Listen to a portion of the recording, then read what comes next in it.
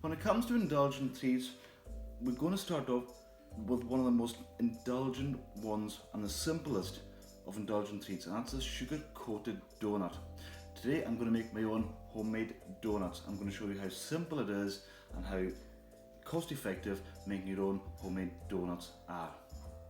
In my bowl I've got 400 grams of strong bread flour. To that I'm going to add 1 teaspoon of sugar and 2 sachets of instant yeast.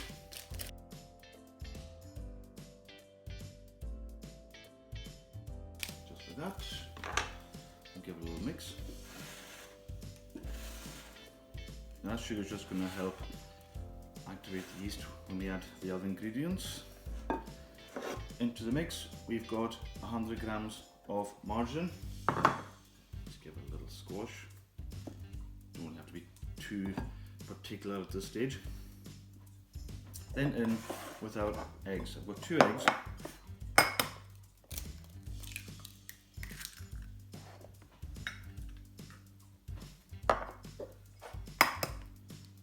So the donut, or the dough itself, is almost, well, it is an enriched dough with our eggs and our margarine. Now I've got 120 mils of milk here. I used to make it with half milk, half water, but I found just using the milk gives us maybe a richer, creamier kind of finish to the dough. So 120 mils of milk. And I'm just going to start off with a spoon. You can start off with your hands if you wanted to, but I don't want to get too messy at this stage. I just want to keep it going until it sort of comes together. You could, if you wanted, do it on the machine with a dough hook, but like I said in previous recipes, quite satisfying just doing it by hand. So at this stage I'm going to go in now.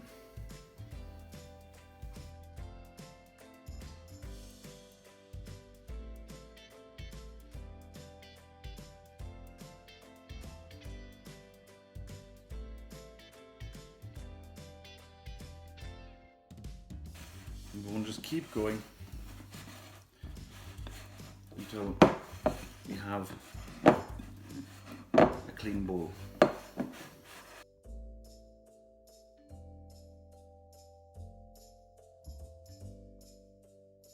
Now we'll use the bowl again, take it aside, and onto the washtop. We just want to start working the dough.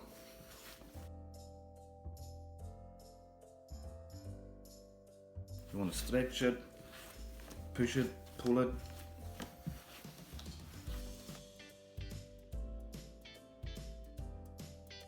And what we're after is a smooth, silky finish to the dough.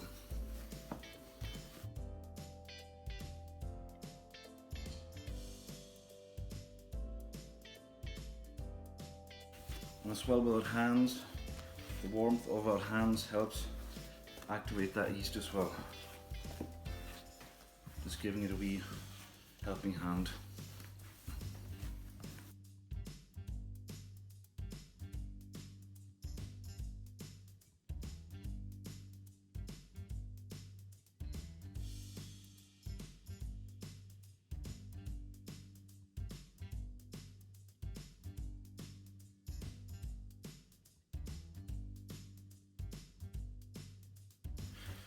And then we have our dough. You can see how smooth and silky that is. So we'll pop that back into our bowl and cover with a damp dish towel. I'm leaving that for a good hour until it's doubled in size. So now the hour is up, we can remove our damp cloth, and you can see now how it's doubled in size. So what we want to do is we want to take it out of the bowl, and just see if we open it up, you can see already the nice air pockets. So I'm going to take 1 teaspoon of salt, and If we added that at the beginning, it would have reacted with the yeast, and not in a good way. It would have slowed the yeast down and in some ways kill the yeast as well. So now the yeast is well developed, it's safe enough to add the salt at this stage. And we're going to again just knock it for another 5 minutes.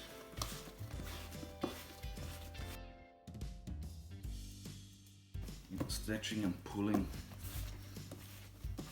The more we do that, the more air we trap inside the dough.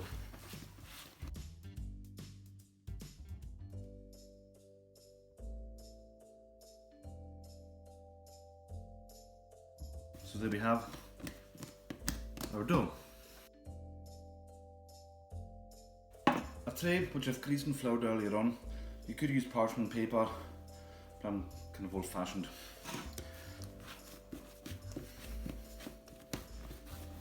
So we're rolled into a wee sausage shape, and we're just going to divide into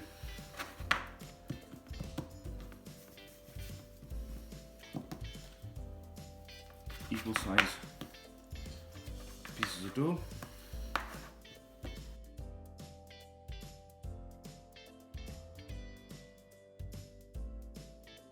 You could make whatever size you wanted really.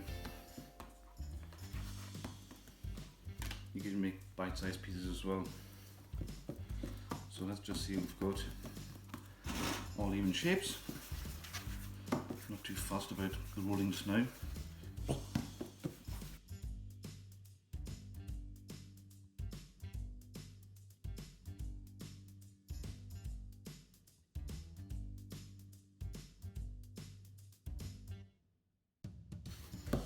You could, if you wanted, weigh them on the scales to get them absolutely bang on, but we're just doing it by eye.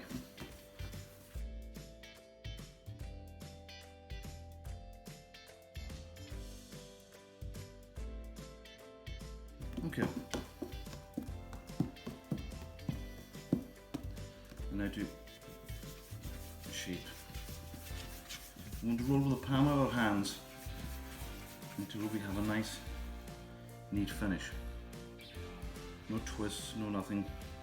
I just want to give it a little press. 1, 2, or 3.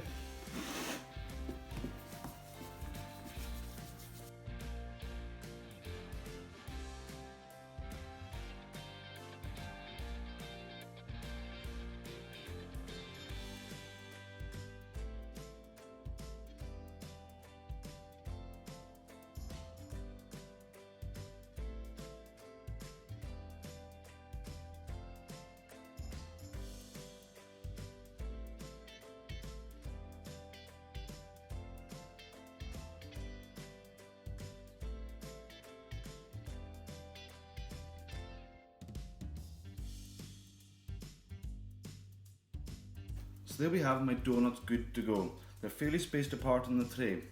Now you could, if you wanted to, bearing in mind I'm keeping it simple today, you could do the ones with the holes in them. Now the reason, story time, the reason why the holes came about was when the original donut was invented, the street vendor who was selling them found that the people who were buying the donuts were ending up with sticky tummies. And well, the problem was, when he was cooking them in the hot oil, the centres were still raw, and that rawness was giving people the upset tummies. So he came up with the ingenious idea of putting a hole in the middle of it, and that's how we end up with the ring donut. But for simplicity today, we're just going to keep them as they are, and again, with a damp tea towel, we'll leave for another 30 to 40 minutes to prove and just almost double in size. So now we've had 30 minutes on our donuts, and just have a wee gander, and yeah, look at that, lovely and doubled in size. So with the fryer already preheating, it's at 170 degrees, so I'm going to transfer these very carefully over to the fryer and we'll start frying.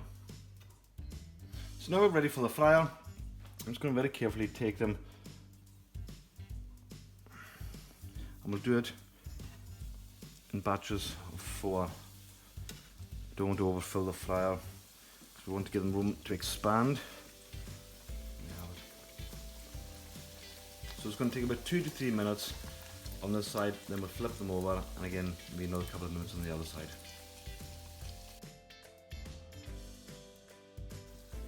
So you can see the colour is changing. Now it's just time to flip them over and give another couple of minutes. So now a couple of minutes up on the other side, we're just going to carefully remove them from the fryer onto kitchen paper.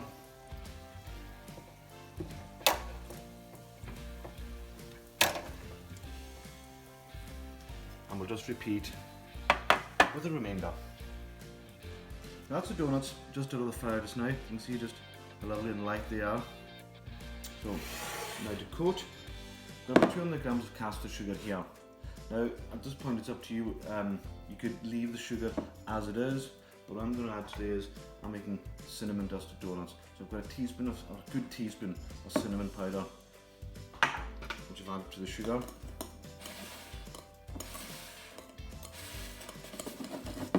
I like a good strength of cinnamon flavour into the sugar.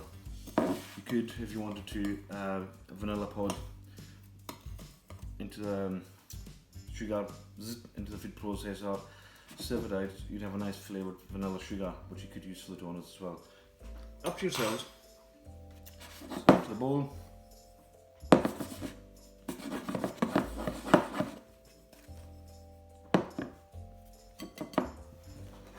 Onto our plate.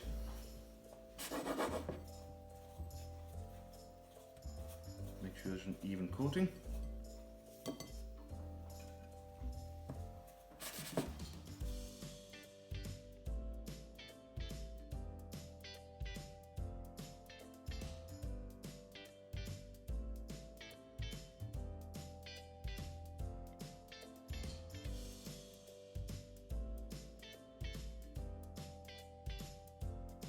So there we have my cinnamon dusted donuts. If you wanted to fill them with filling of choice, you would take a sharp knife at the sort of the level line of where it's been fried. Sharp knife inside, making a pocket with a piping bag fill. Now these are best eaten hot. Now of the whole process of making the donuts, the trickiest part is trying to eat one of these without getting sugar on your lips. Try my cinnamon dusted donuts. Enjoy.